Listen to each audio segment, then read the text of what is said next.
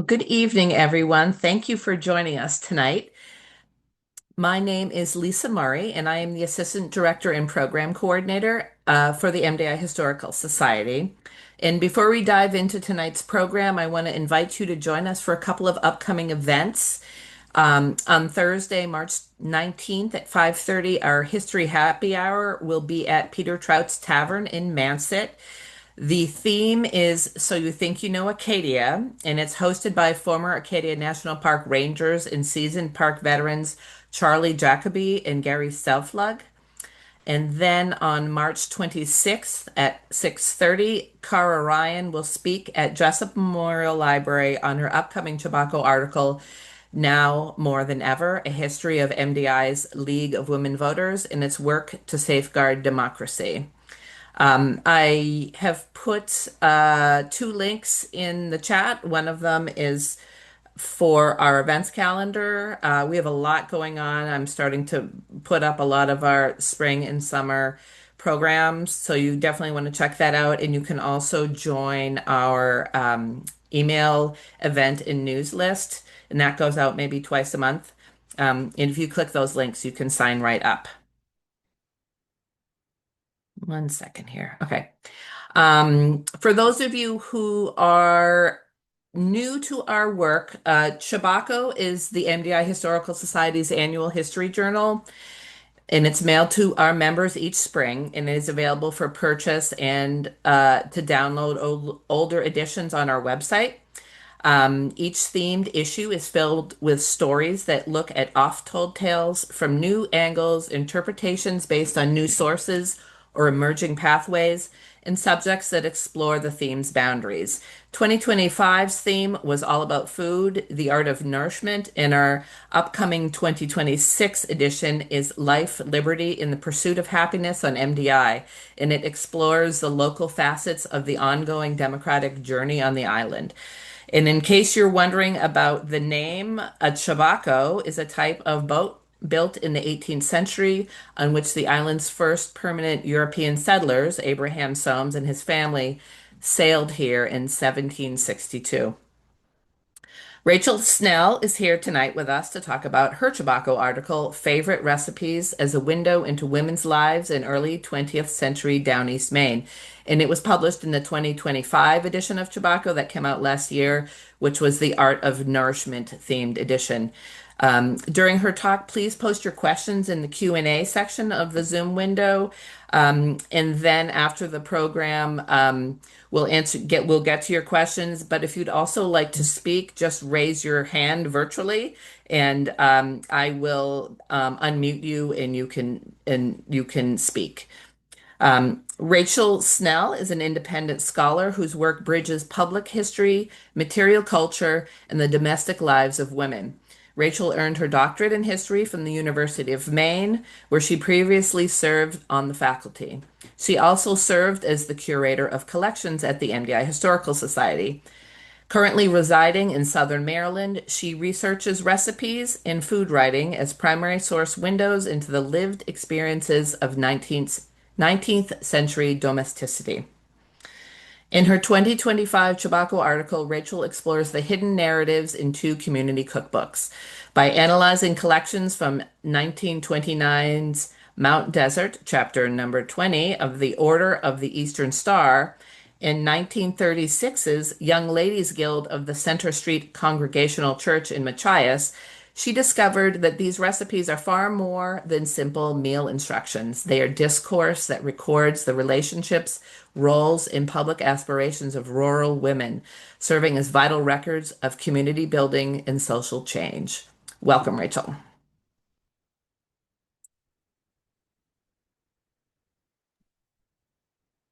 Thank you, Lisa. Good evening, everyone. It is nice to be here with you this evening. Um, since I wrote the Chebacco article, I've become a middle school and high school educator, so it is going to be a novelty for me to not be interrupted for the entirety of my presentation. Uh, so as Lisa said, I am talking to you tonight about two cookbooks. The title of my talk is Recipes as Windows into Women's Lives, Ada Childs and Kat McLaughlin's Date Bars.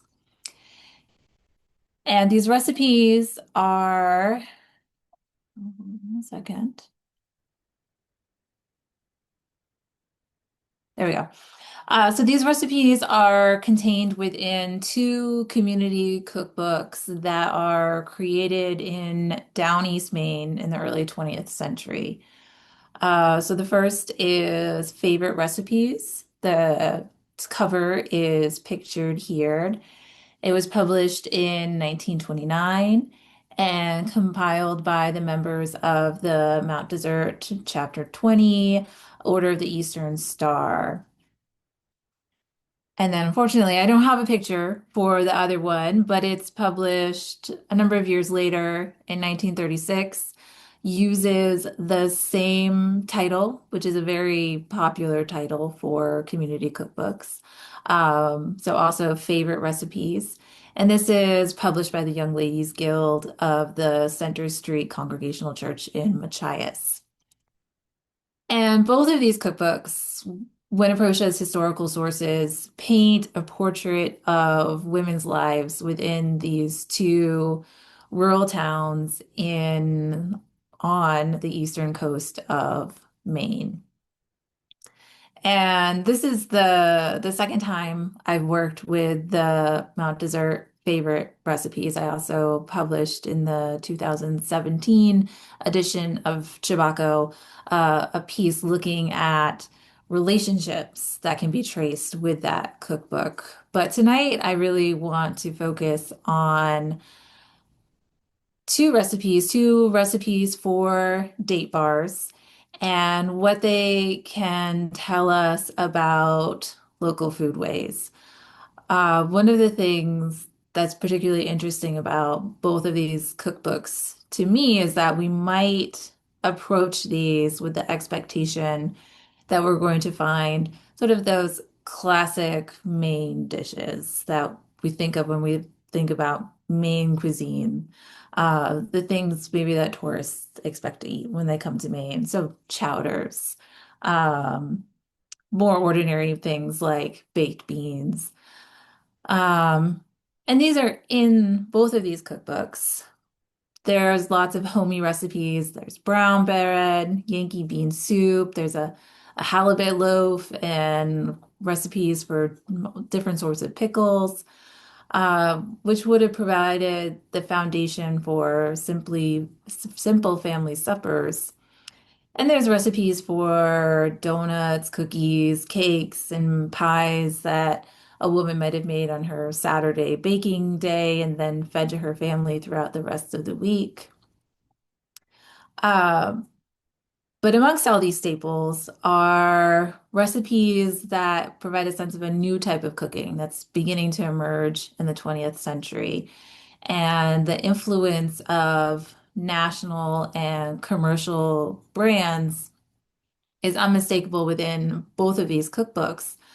They both reference commercialized name brand products like Dunham's coconut, Caro syrup, Dot chocolate, and Quaker oats, and also ingredients that either were made available by technological advances or through improvements in transportation infrastructure.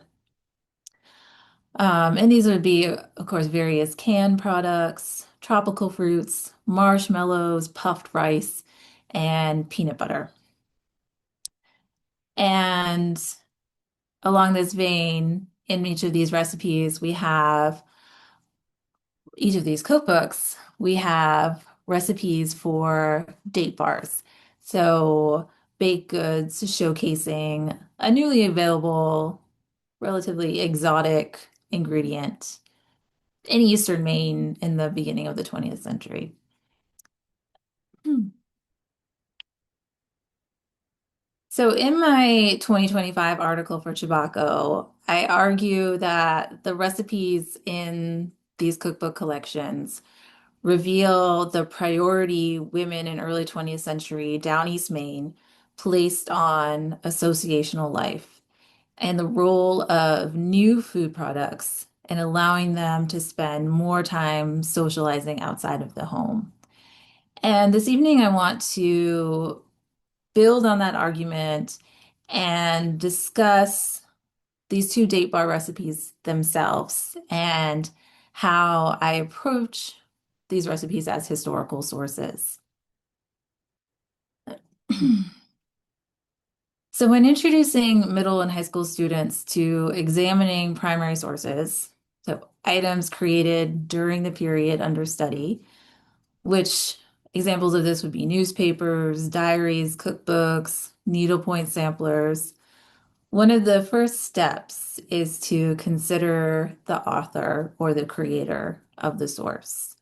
Who were they? Where did they live? Why did they create this source? What was their purpose in creating this source?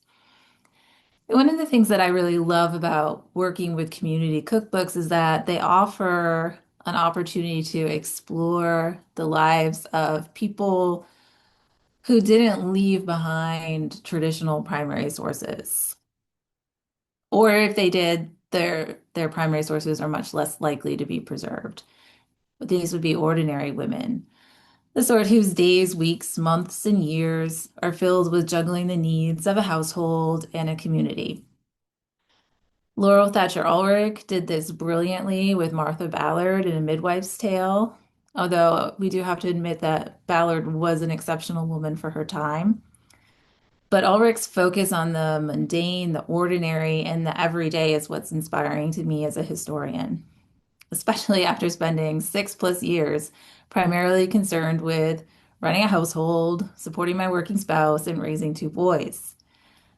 So to me, community cookbooks are ideal sources for accessing ordinary people because of the tradition of recording the name of a woman, of the woman who provided each recipe. So typically we'll have the name of the recipe, so it's date bars, and then the name of the woman who gave that recipe to the cookbook committee. And then when armed with an ancestry and a historical newspapers account, you can dive into discovering more about the lives of these women.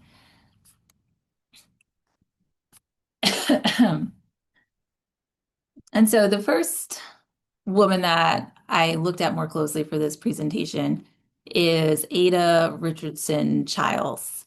And she contributed a recipe to the Order of the Eastern Star recipe collection. And sifting through census records lays out the basic facts of Ada's life. She was the only child of Thomas and Martha Richardson. She was born on September 18th, 1893. She married George Childs, a Scottish immigrant who arrived in the States just 2 years earlier on March 20th, 1915. And the couple would go on to have two children, George M., born in 1918, and Marilyn G., born in 1922. George Childs was a superintendent at Hall Quarry, and the family resided in the small village near the site.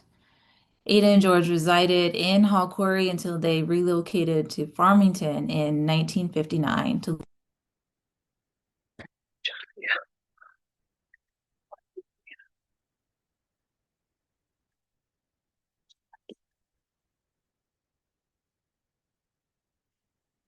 war. The United States had immense.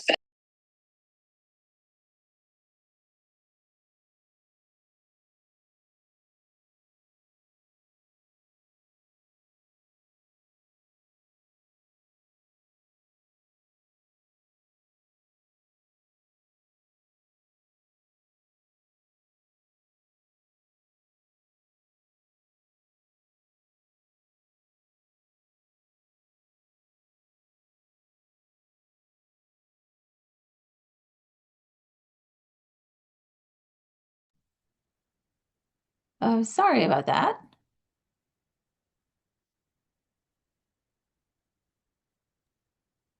I can hear you now. Okay. Where did I leave off?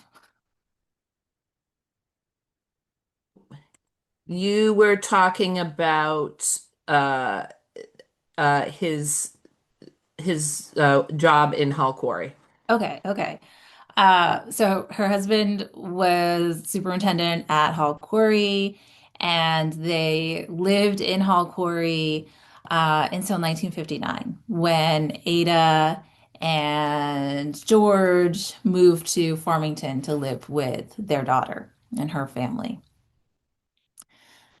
After a short illness, Ada passed away on November 24th, 1968.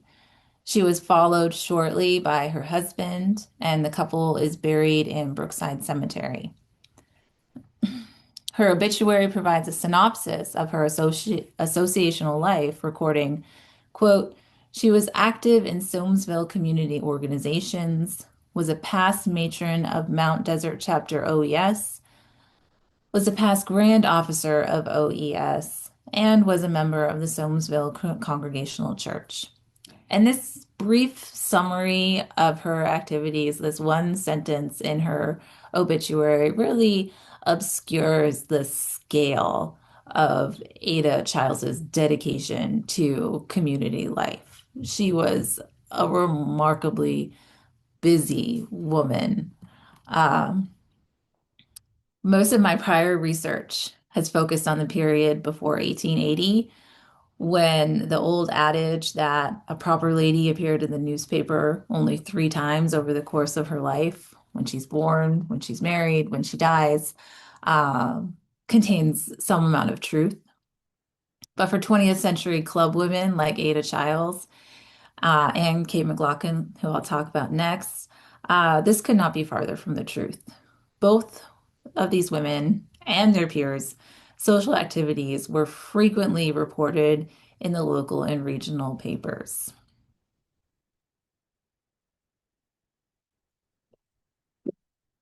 I have a few images um, of Ada and her family. So this image of the trio of women, Ada is in the center, and this is in 1964 at the Farmington American Legion Auxiliary, where she and two other Gold Star mothers are being recognized. Her son George, who is pictured in this picture, I believe that he is the young man on the left hand side, the slightly taller little boy. Um, he was a motor machinist mate, second class with the Navy, and he was killed in action on November 7th, 1944.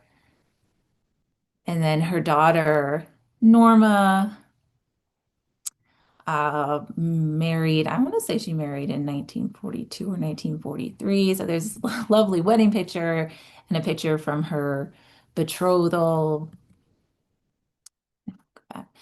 Uh, And so Ada was not just a member of the Congregational Church. She served as co-hostess for the Women's Fellowship Group. In 1947, she served as treasurer of the Soamesville Meeting House Society.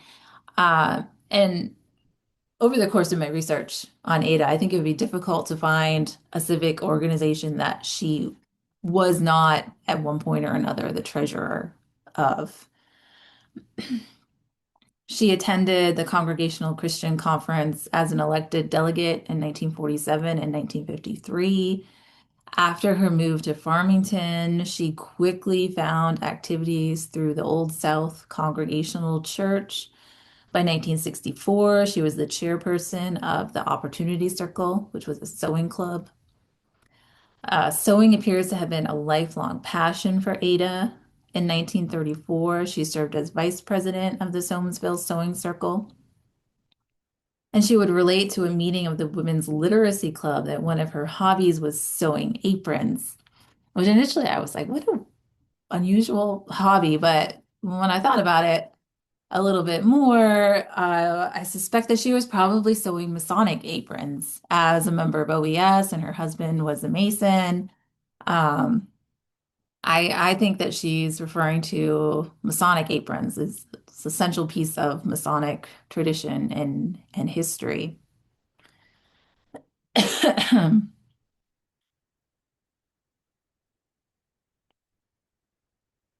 So throughout her lifetime, Ada devoted a lot of her time to a variety of organizations and causes on top of her commitments to OES and the Congregational Church. In the 1930s, she joined the Soamesville Bridge Club. In 1938, she was a cast member in a theatrical production put on by Mount Desert High School alumni. During World War II, Ada volunteered for the Mount Desert chapter of the American Red Cross, once again serving as treasurer. She also participated in a cancer drive in 1948. In 1945, she served as hostess for the Wide Awake Women's Club, maybe giving us a hint at her political affiliations. And most directly related to our activities here tonight, Ada, along with many of her friends from OES and other organizations, founded the Mount Desert Island Historical Society in 1931. She served as treasurer of that organization in at least 1933, 45, 47, and 49. And in 1967, the society recognized Ada and six other charter members at their annual meeting.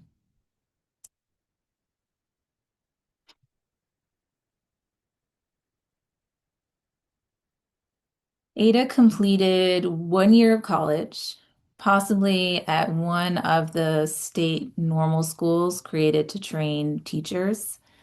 She may have attended Castine or Machias as they're relatively close by. Or her daughter would later go to Farmington State Normal School, and so perhaps Ada did as well. I wasn't able to find any record of this. But before becoming a mother, Ada served as a school teacher in Mount Desert. And I suspect that that could explain her longstanding dedication to the Women's Literary Club. According to newspaper articles, Ada regularly hosted meetings. Her first recorded hosting duties were in 1933, and she regularly hosted meetings in her home through the 1950s. She often provided an English lesson for the attendees, or presented a paper on varied topics. One that she presented in 1946 I thought sounded particularly interesting. It's titled The Progress of Medical Science.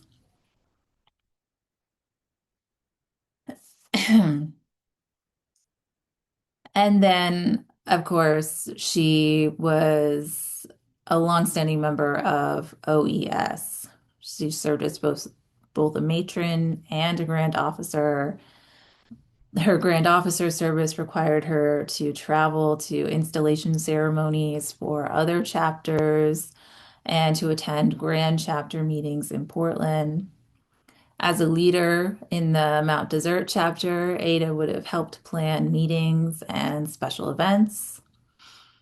And newspaper accounts of the Mount Desert chapter's activities frequently note the quality of the spread, saying that delicious refreshments would be served at the close of the chapter meeting, noting that following an installation that there would perhaps be dancing and refreshments.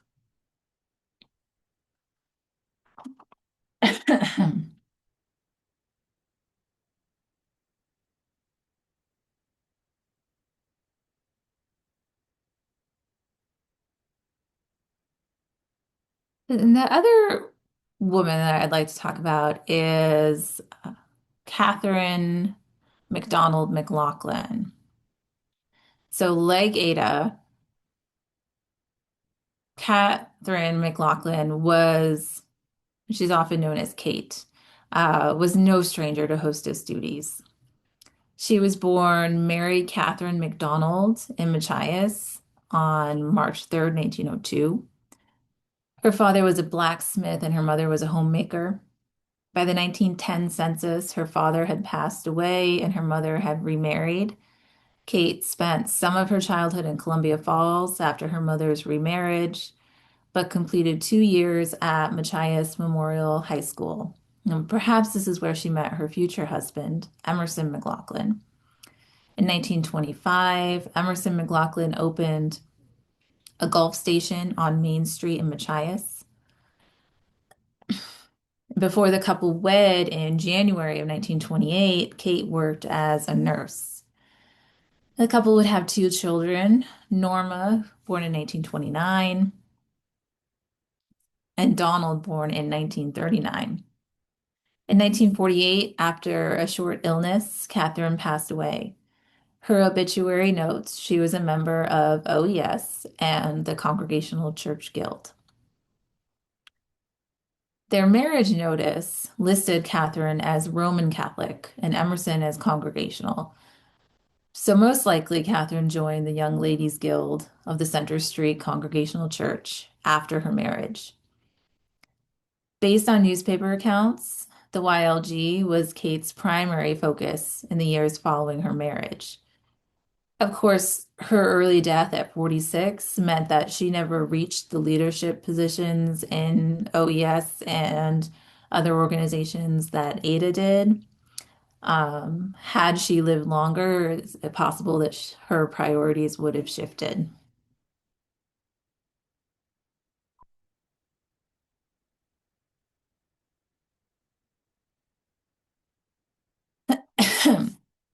So the Young Ladies Guild of the Machias Congregational Church were particularly active. They hosted monthly suppers. Their cookbook includes sample menus from some of these events. And each year, the YLG would appoint two committees to plan and execute each one of these monthly dinners. One group, the supper committee, would be responsible for planning, preparing, serving, and cleaning up the meal, while the social committee would design engaging activities for the participants. The Bangor Daily News reported on the assigned committees each year, and I can't help but wonder to myself if people looked for that article and they made a note on their calendar of who's had what month. Maybe some people were better hostesses than others. Um, and Kate regularly served on at least one and sometimes both committees each year. For instance, in 1938, she served on the March Supper and the October Social Committees. Kate was an active member of the Machias chapter of OES, frequently participating in chapter events. In 1936, the Bangor Daily News reported on an installation ceremony for new members. The article noted that Kate was the chairwoman of the committee responsible for arranging the dining room for a buffet following the ceremony. The following year, the paper provided an account of the May OES meeting and the reception following the meeting. And the paper states that there was a beautiful cake bearing the star emblems and colored icing. Um, and we know that Kate didn't make this cake because the paper notes that she would be on the committee for the June meeting. However, it gives us a sense of the types of refreshments that were provided and the lengths that women went to connect the refreshments to the theme. Kate's participation slows down in the early 1940s, and this is unsurprising since her second child was born in 1939. Ada's community participation ramps up during World War II, with Red Cross duties added to her full schedule. But with a small child at home, Kate likely found it more difficult to participate in a social associational life as actively as before.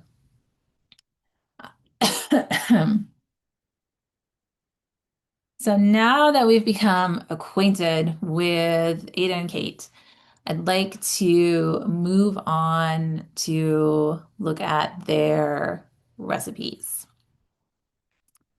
It looks like I put things in the wrong order, but uh, so both of the recipes are recipes for date bars. And I want to take just a moment to talk about dates. So dates are common in the grocery store today. Usually you can find fresh dates in the produce and you can find chopped up dates in the baking aisle. But during Ada and Kate's time as OES and YLG hostesses, dates would have been relatively new on the scene. They would have been considered exotic, especially on the East Coast and especially in Downeast Maine. Um, Not that nobody ever had dates, but they just weren't as commonplace. They weren't as affordable as they would become in the early 20th century. So the earliest Spanish settlers would brought dates to California, but commercial production didn't begin until the early 20th century when reliable water, steady streams of migrant agricultural workers, and established transportation networks converged to make it feasible and profitable to bring dates to a wider market. Like pineapple, coconut, and banana, dates were incorporated into tried and true recipes, like our date bars, um, and all the famous Maine Needhams using coconut. And these recipes caught my eye amidst the collections because I'm really fascinated with the ways women adapted new products, especially these, quote, exotic products like tropical fruits, into their food work. And I'm really curious, what is the influence of advertising on their adoption of new ingredients? On the right side of the screen is various displays of Coachella Valley dates packaged for retail, the mid 20th century. So perhaps the way that Kate and Ada would have seen dates packaged uh, in their local stores.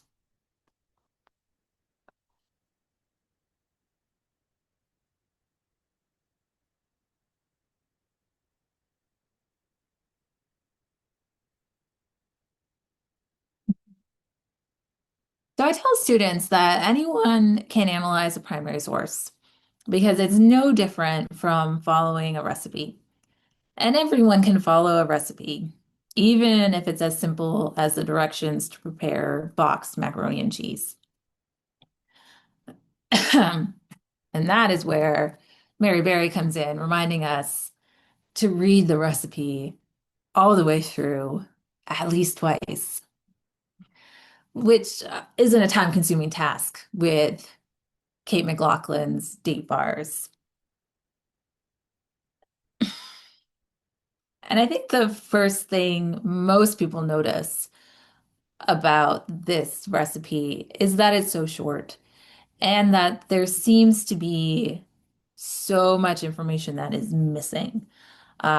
Information that we expect to see in modern recipes. We expect our recipe to start off telling us what temperature to preheat the oven, if we need to grease our cookie sheet or our baking pan, um, the order that we put our ingredients together. We expect there to be a list of the ingredients, the amount of each ingredient, and then the instructions of how to put them together. Uh, and not only does this recipe lack those pieces of information, but it does not give us a time or a temperature for the baking. We're not giving any amounts for the dates and the nuts. A lot of knowledge is assumed to prepare this recipe. And that is typical of the period. Most women cooked every single day. There weren't box mixes. People just knew how to make bar style cookies. And so you didn't necessarily have to provide that information. And if we think about the Young Ladies Guild of the Congregational Church compiling their cookbook and who they might expect to purchase their cookbook, it's most likely women like them who know how to make baked goods, but maybe don't know the exact quantities for incorporating this new ingredient, dates. And so a recipe might be included um, with information that feels to us is missing that really should be there. Um, and so I always like to ask people if they would feel confident making this recipe. Uh, and with a recipe like Kate McLaughlin's that's so short and has so much missing information, people usually say no, that they wouldn't feel comfortable making this recipe. Uh,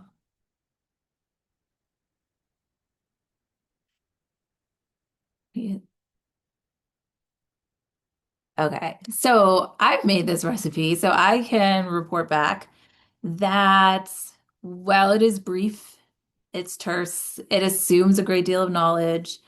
Um, if you have that knowledge, you can successfully recreate the recipe. The biggest issue that I ran into with Kat McLaughlin's recipe was that she didn't tell me that I needed to dust my dates with flour. I actually learned that from Ada Childs' recipe. I'd never really baked with dates before. And so you can see in the image here that all of my dates have sunk down to the bottom of the bars.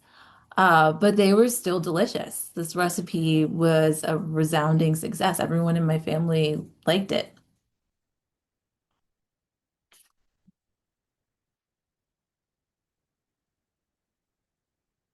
And then we have Ada's recipe, also for date bars. And this one is a little bit closer to how we expect a recipe to appear. It doesn't have the list of ingredients formatted the way that we're accustomed to, but it does list all the ingredients at the beginning, and it has amounts. We know that we should use a pound of dates and a half cup of nuts. So that's very useful. She uses familiar baking terminology. She tells us to beat the egg yolks until they're light, that to sift the flour and baking powder together, uh, to add the dates and the nuts to the flour mixture so that they won't sink in your date bars. Um, Folding stiffly beaten egg whites. Very specific instructions about how you should bake your bars, that you should spread it to a 1 inch thickness, bake it in a moderate oven, and information of how you will know when the date bars are ready. So the toothpick will come out clean.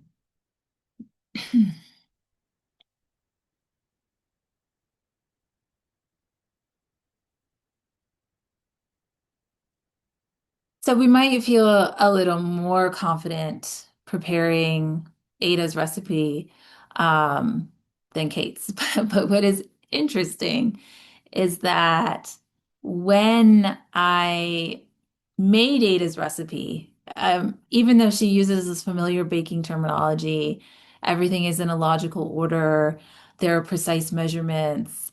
Um, I couldn't get the recipe to turn out right. I don't, you can kind of see it in the image here that the date bars are they're cooked on the bottom, the sides, and the top, but I could not, for the life of me, get the inside to set up. It's just stayed gooey at even when I got to the point of, well, the rest of this is going to be burnt. I've got to take it out of the oven. And it causes me to wonder about this recipe. Uh, did she make this recipe? Um, why is it so exact versus Kate's recipe, which is much less inexact, doesn't give us any of the instructions for how to make the bars, assumes that we can just go ahead with it. Um, it almost makes me wonder if this is a recipe that is copied from another cookbook or maybe from advertising material for dates. And so at this point in my presentation, I want to wrap things up because I want to be able to answer questions and to say that I sort of have more questions than answers at this point. Um, I have two recipes here that have a lot to say. Um, I'd be delighted to talk more about the experience of baking these historical recipes. Um, and what I've found so far is a need for more research. So I thank you for your attention. I feel like I've had a captive audience here for 45 minutes. Thank you. I just have a question that I may have a simple answer, but what were ovens like at the time when these cookbooks came out? That's such a good point, is that we're right on the cusp of ovens that are very close to what we're familiar with, where you can turn on your oven to a particular temperature and the oven will warm itself to that temperature. Um, but this would have been very expensive technology. Gas stoves start to become available after World War One. They improve throughout the 1920s. Post World War Two, you start to see electric stoves.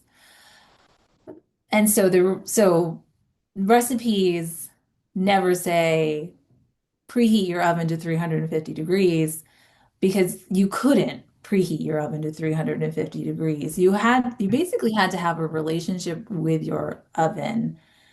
Most likely, I suspect that they would have had either a coal or wood burning stove, and you would have had to know how your oven ran, how you'd make your fire and you'd have a really hot fire and you would bake certain things at that time. And then throughout the day, as your fire cooled off, as your oven got cooler, then you would bake other things. So when Ada's recipe says a moderate oven, that would be kind of like a midday oven. Your oven's been running most of the day. It's not really hot, but it hasn't cooled off. It's kind of in that middle range. Right. And you would test that by sticking your hand in or stick their recipes. There are cookbooks that give um, instructions like stick a piece of paper into your oven and see how long it takes it to singe, and that will give you a sense of the temperature. Yeah. You talked also, you alluded to it, but talking about who was buying these or who was reading these cookbooks. Were they primarily created for the members of that organization or was it community? I mean, we still have community cookbooks out there that come out, which I love. They're great. Um, and it seems to be these days, it's whatever the Tremont School cookbook comes out and it's the parents buy it. So who was their audience? So these would have been fundraising cookbooks. So the OES and the Young Ladies Guild would have been fundraising either for their activities or for a charitable cause. Um, Community cookbooks are sort of created post-Civil War, specifically as charitable. You're raising money for a charity. Um, and it would have the audience for the cookbook would have been the immediate community. Uh, Probably not the members of the guild. I think especially the guild's cookbook where they include uh, they have the menus for their suppers, and then those menus specifically reference recipes that are in the cookbook. I kind of suspect that they were trying to aim their cookbook at other community organizations Hmm.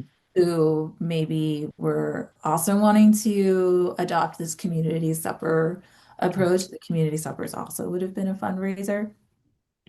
And then for the OES cookbook, I think again that's geared towards women um, on MDI, sort of the ordinary women living on MDI. It's a cookbook that doesn't have um, sort of the stereotypical main recipes. It has a few, but it's mostly what I think of as being more newfangled, using the processed food products, Right.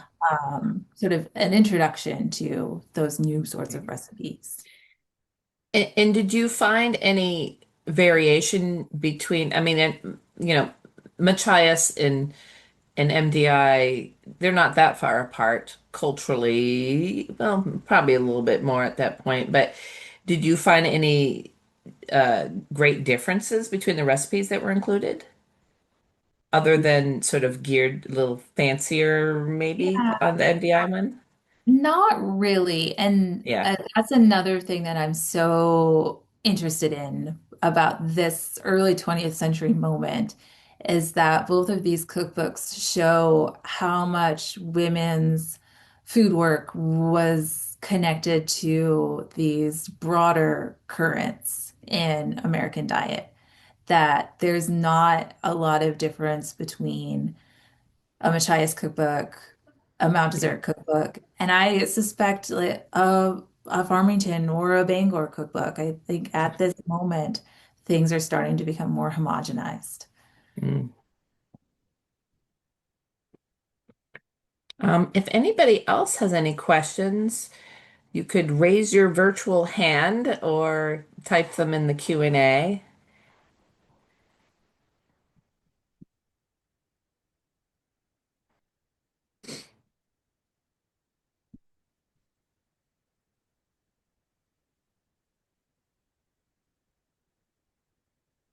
Right. It doesn't look like it.